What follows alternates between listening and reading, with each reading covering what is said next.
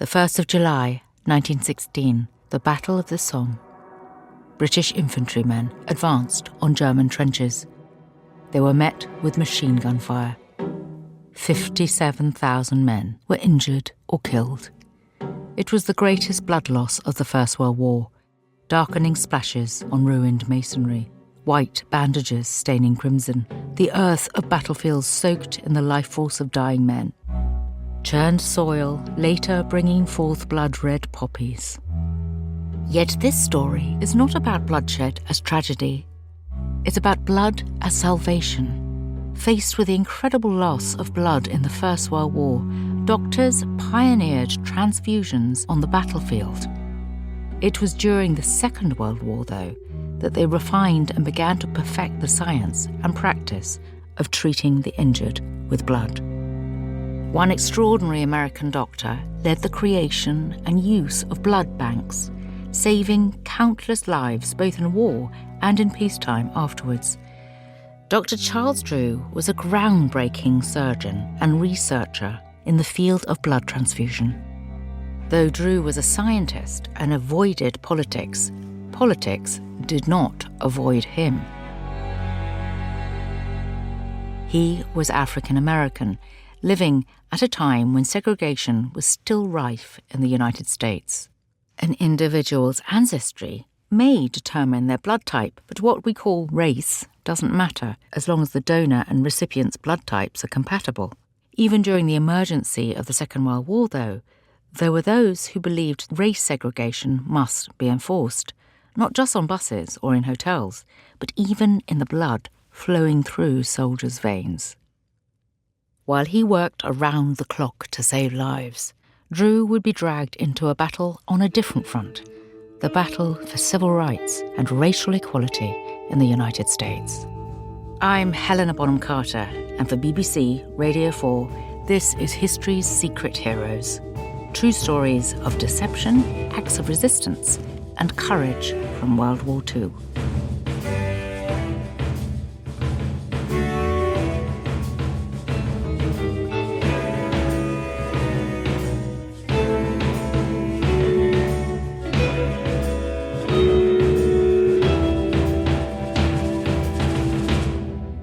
Charles Drew and the Blood Bank.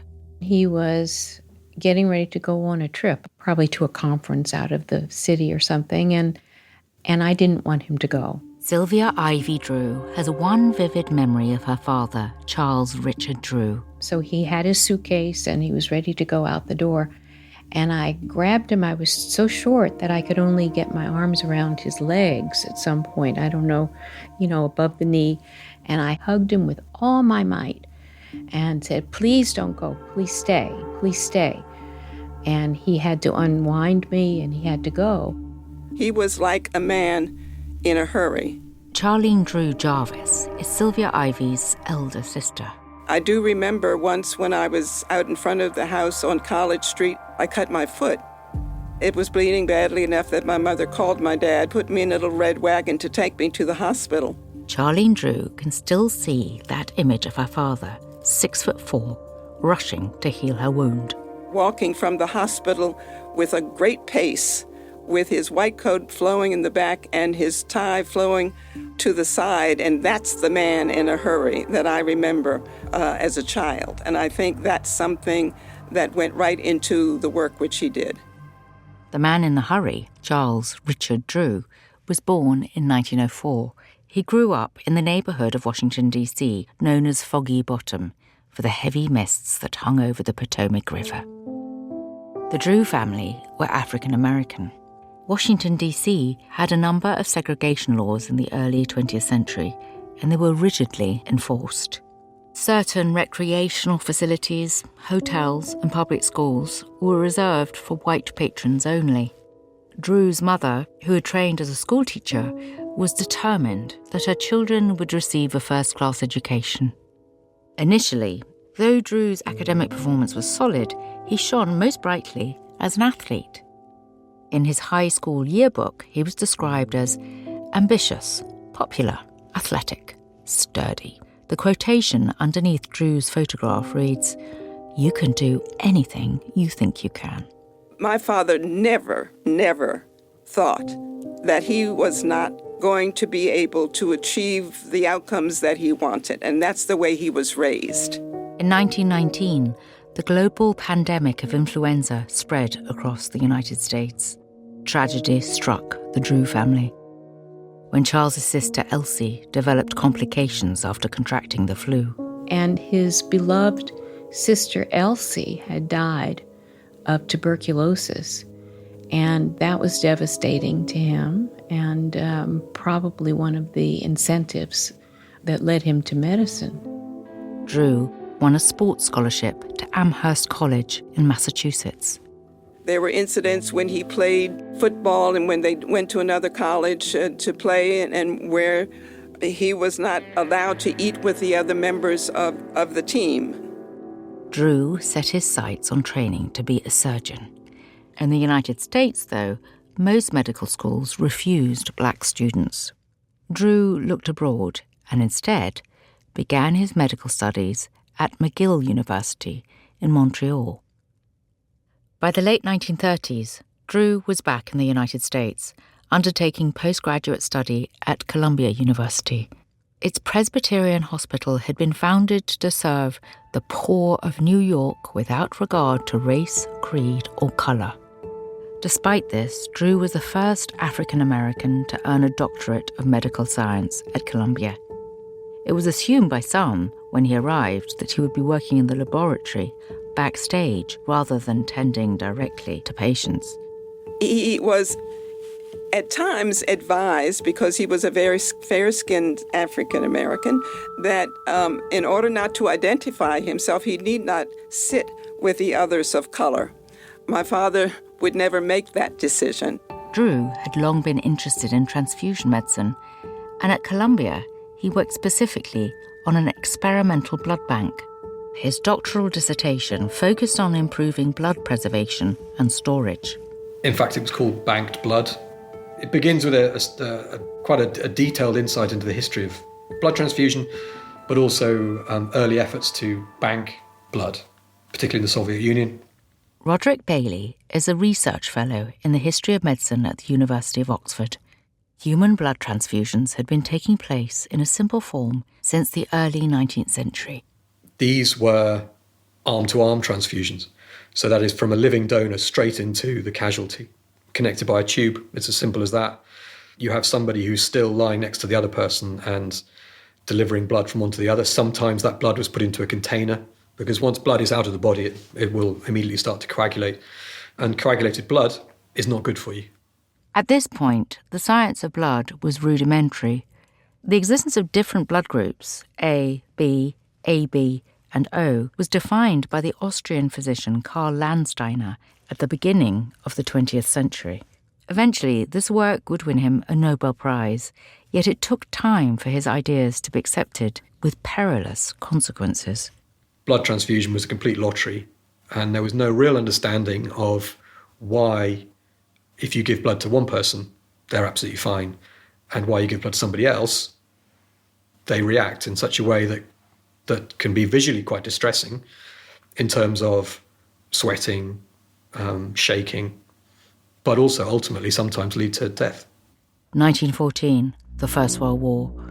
On the battlefields of northwest Europe, advanced weaponry was injuring and killing soldiers at an unprecedented rate. More deaths were as a consequence of hemorrhage, blood loss from gunshot wounds, from shell fire injuries. You have small teams of surgeons and medical assistants trying to save the lives of a constant flood of often horrifically injured soldiers being brought in, covered in blood, dying on the table, dying outside, dying while waiting. During the First World War, the science of blood transfusion began to develop in response to need. A Belgian scientist worked out how to prevent coagulation. Instead of arranging difficult, direct donor-to-donor transfusions to treat injured soldiers, this meant blood could be delivered in bottles and stored. Though transfusion remained relatively rare, British, American and Canadian doctors pioneered its use in the field. After the war, medical scientists began to look at the applications for this new technology in civilian medicine. There were many cases in which blood transfusions could potentially save lives, treating hemorrhages during childbirth, victims of early car accidents, or workers caught up in industrial or agricultural accidents. Fatality rates could be drastically reduced with the help of blood transfusions. Drew's banked blood thesis, completed in spring 1940, pulled together research on blood preservation and storage. After completing his formal medical training in New York in June 1940, he accepted an offer to become an assistant professor of surgery at Howard, a historically black university back in Washington, D.C. Across the Atlantic, though, Europe was at war. The president of the Blood Transfusion Betterment Association sent an urgent cable to Drew in Washington. They came to him and said, "We need your help." The association was trying to arrange a humanitarian program called Blood for Britain. And the idea was that blood supplies would be sent to Britain to assist them with their casualty treatment in the war against Nazi Germany. The British were already collecting blood, but they were concerned that they may not have enough to deal with the scale of wartime casualties. Many in the United States were willing to help. Part of that was a humanitarian impulse, and partly, though, there was an understanding that this was the sort of thing that the US itself might have to be faced with at some point in the not-too-distant future. Drew, by now 36 years old, led the technical aspects of the project as its medical director. Here was a man who was extremely accomplished in what he'd achieved already in just his short period of studies and professional work. What mattered with the skills that and knowledge that he had to offer at this really critical moment.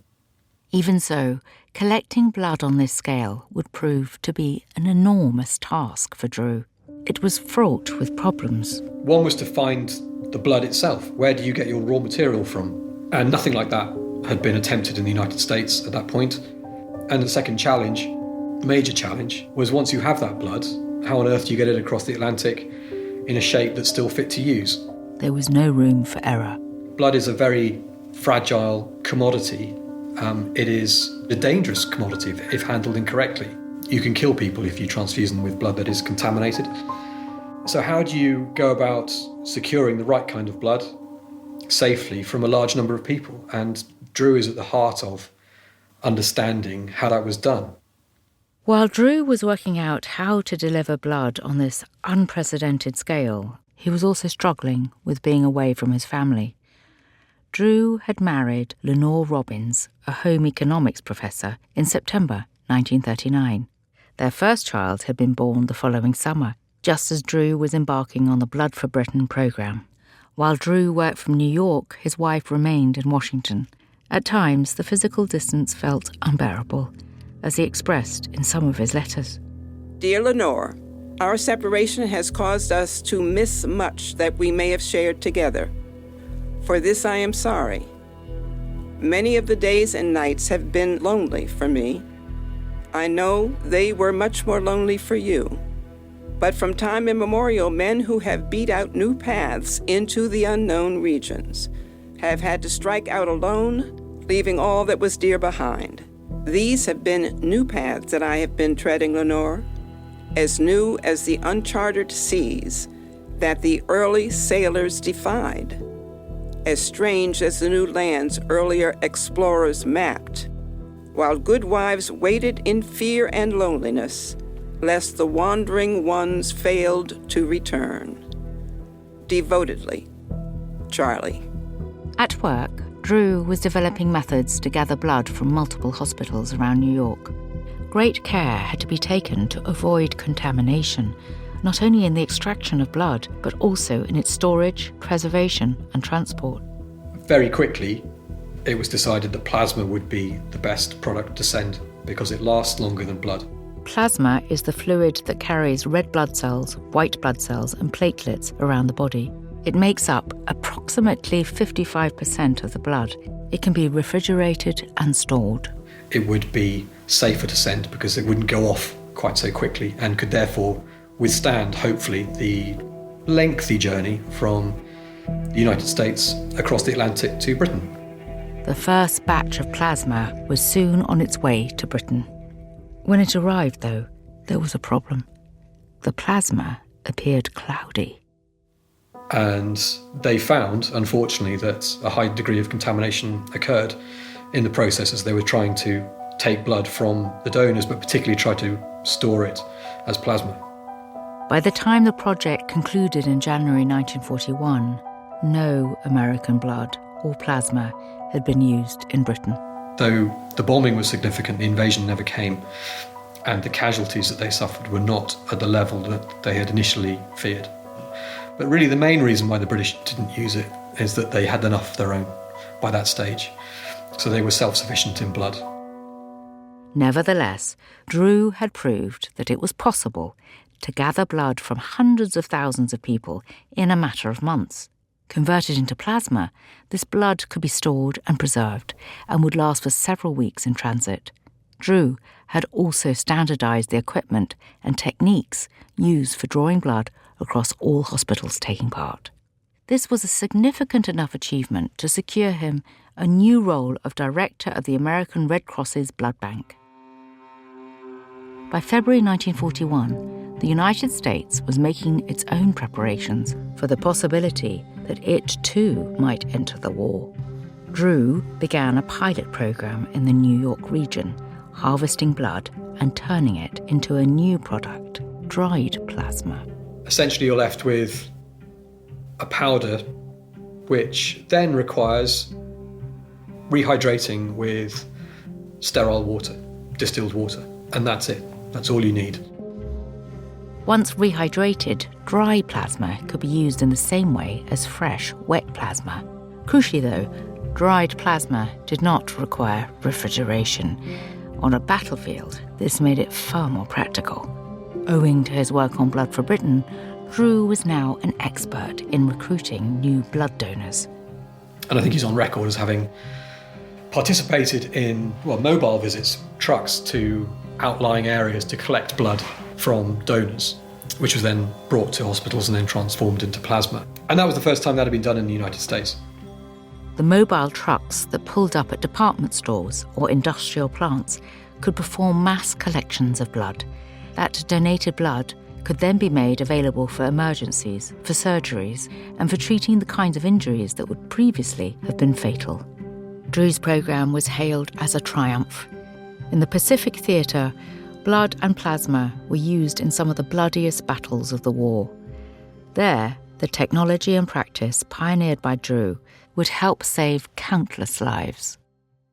Yet, in November 1941, the American Red Cross, acting under the direction of the Surgeon General of the United States Army and Navy, announced a policy that would pull Drew into a political debate.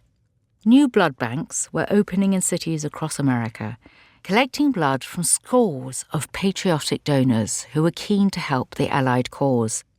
But black people who wanted to donate were turned away. Racial thinking at the time said that African Americans should not be blood donors.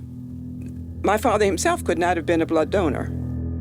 He was doing pioneering work to figure out how to save lives. He was not doing pioneering work to save only the lives of people who could be distinguished by race. At first, Drew's position on the matter was quiet indignation.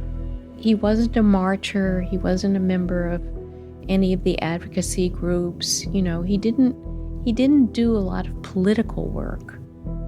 But he knew, as a matter of science, that it was wrong to discriminate and not take blood from black donors. In January 1942, after widespread criticism from the National Association for the Advancement of Coloured People and from the black press, the American Red Cross altered its policy. It announced, in deference to the wishes of those for whom the plasma is being processed, the blood will be processed separately so that those receiving transfusions may be given plasma from the blood of their own race. Unfortunately, this meant the policy had changed from one of complete exclusion to another scientifically unsound position, blood segregation. My father continued to object to that, saying that there was no scientific reason for the separation of blood.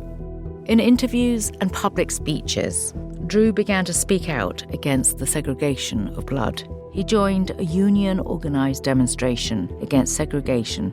He said the science is what needs to be obeyed. The science says that the blood of African Americans and white Americans is the same blood. The blood of all people is the same blood. So the notion that blood should be separated on the basis of race, he said, was simply anathema. And he, in fact, said in a newspaper article it was stupid, which I thought was curious because my father would never allow us to say that word. The Red Cross continued to segregate blood throughout the Second World War. In 1948, it finally ended the practice. The modern American Red Cross said in 2023, "We acknowledge that this donation policy was hurtful and recognize these actions contributed to continued mistrust and pain for Black communities, where health disparities continue to be felt disproportionately.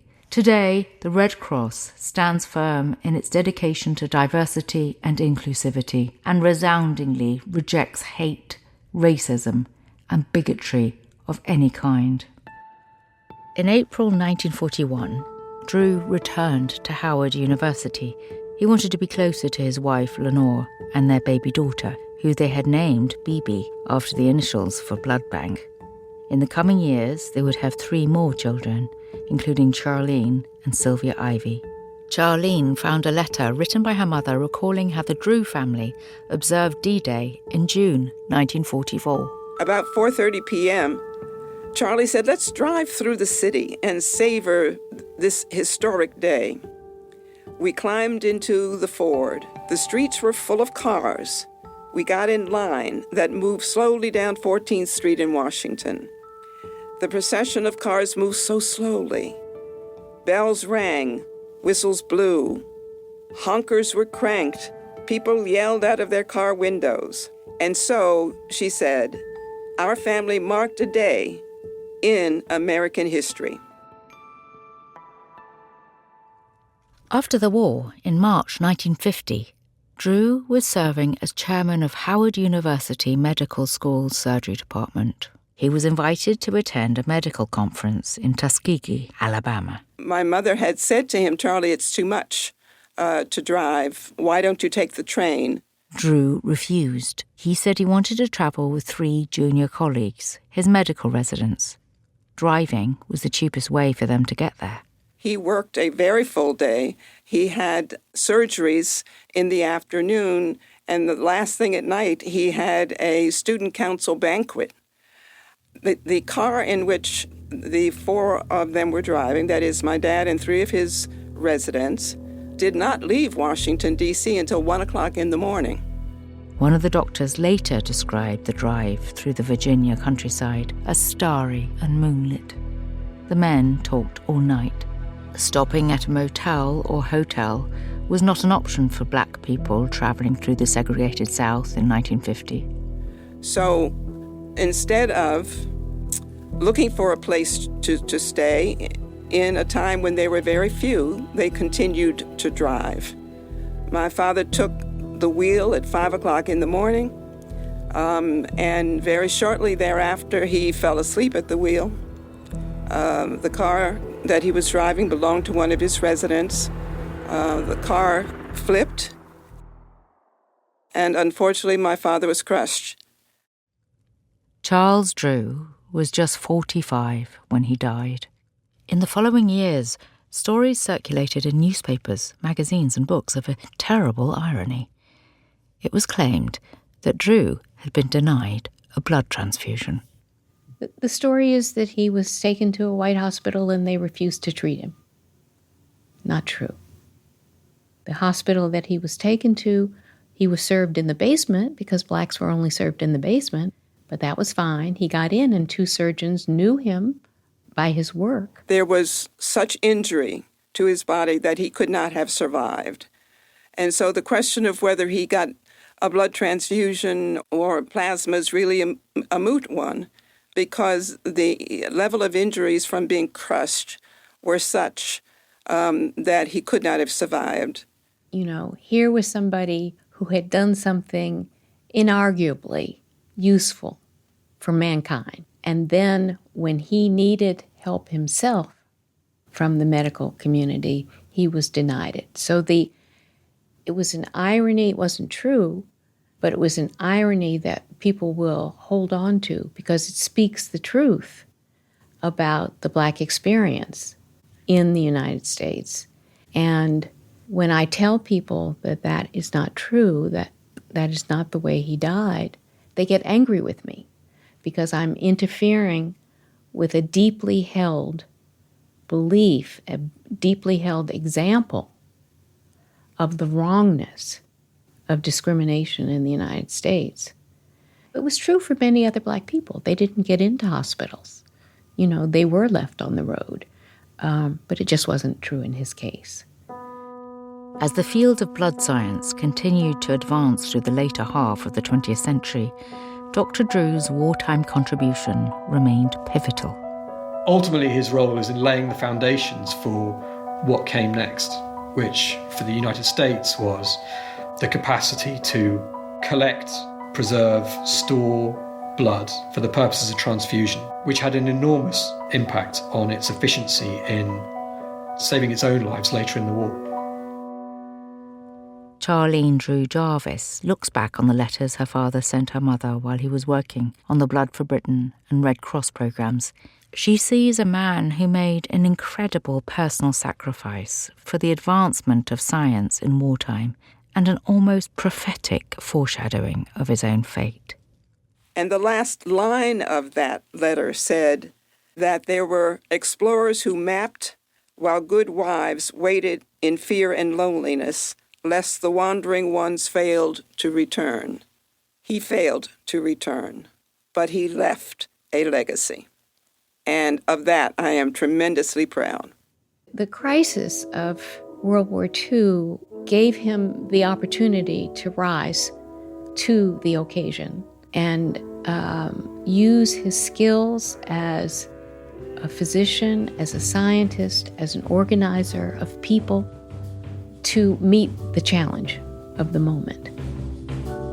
Next time on History's Secret Heroes, a 24-year-old Belgian woman masterminds an escape line, spanning 800 miles of Nazi-occupied territory, stretching from Belgium to Spain. She said that she would make this trip regularly, bringing Allied airmen who are now often parachuting out of crippled bombers over Belgium.